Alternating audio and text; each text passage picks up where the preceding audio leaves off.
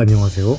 오늘은 본론을 먼저 말씀드리고 여러가지 하늘섬 개발의 진전도에 관한 이야기를 하려고 합니다. 먼저 저희 하늘섬 리메이크 프로젝트를 올해 안으로 끝내는 게 제 개인적인 바람이자 목표입니다. 그러기 위해서는 아무래도 규모가 상당히 큰 탈출 맵이다 보니 인력을 더 구할 수밖에 없는 상황에 직면했습니다. 이에 관해서 자세한 이야기는 영상 후반에 하도록 하겠습니다. 일단 저희가 모집하려는 크루분들은 큰 조건이 있는 것은 아니에요. 커맨드적으로나 건축적으로 엄청나게 어렵고 또 엄청나게 노가다적인 부분이 있는 건 아닙니다. 근데 절대적인 규모가 커서 일이 적다고는 말을 못하겠네요.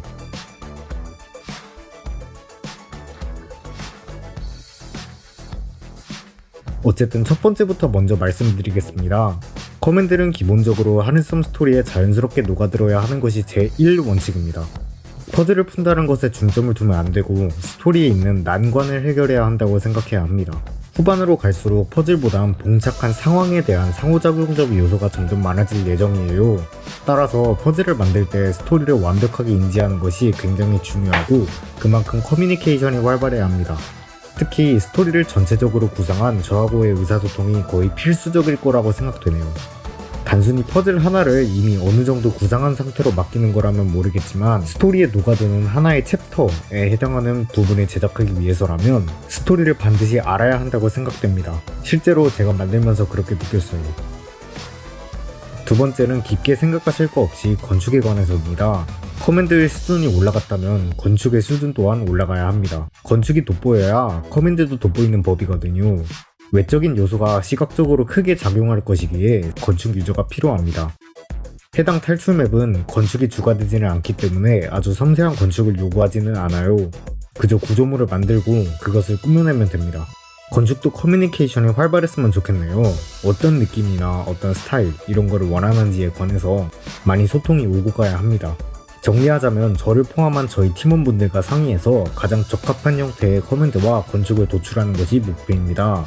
뭐가 됐든지 간에 활발한 커뮤니케이션이 가장 중요해요. 이것만 해도 정말 반은 먹고 들어가는 겁니다.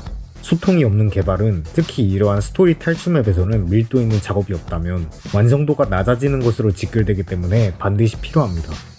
너무 부담 갖지는 마시고 작업을 같이 하실 분은 디스코드 웹스 이쪽으로 연락주세요. 많은 지원 기다리겠습니다.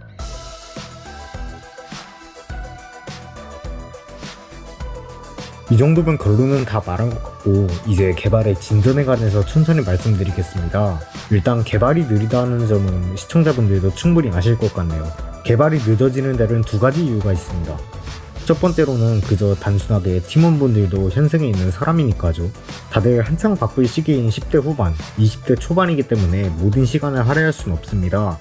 때로는 공부하고 때로는 여가 시간을 보내면서 살기 때문에 규모가 큰 하늘섬 프로젝트는 상당히 오래 걸리는 작업입니다.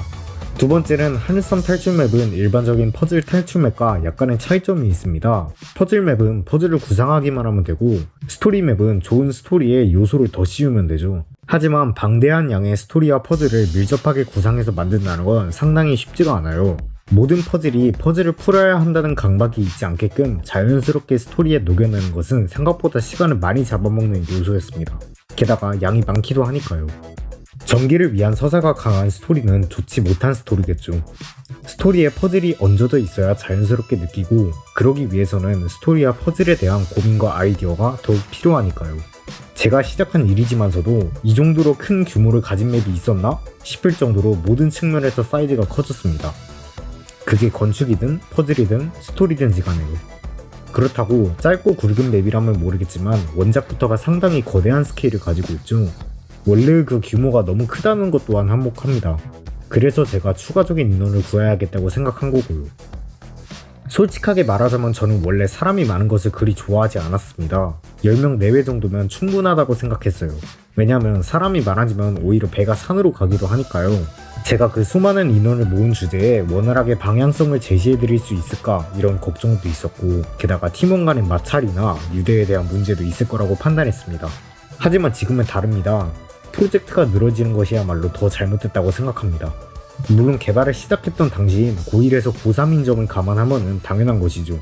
하지만 지금은 상대적으로 널널해졌고 그에 따라 프로젝트에도 박차를 가야만 합니다. 지금 시점에서 더 늘어진다면 그것은 명백히 잘못된 것이라고 생각합니다. 이렇게 생각했기 때문에 제가 인원을 구하려고 하는 것입니다. 뭐 거창한 이유인 것 같지만 사실은 별거 아니죠. 영상은 여기서 마치고 다음 영상에서 뵙도록 하겠습니다. 감사합니다.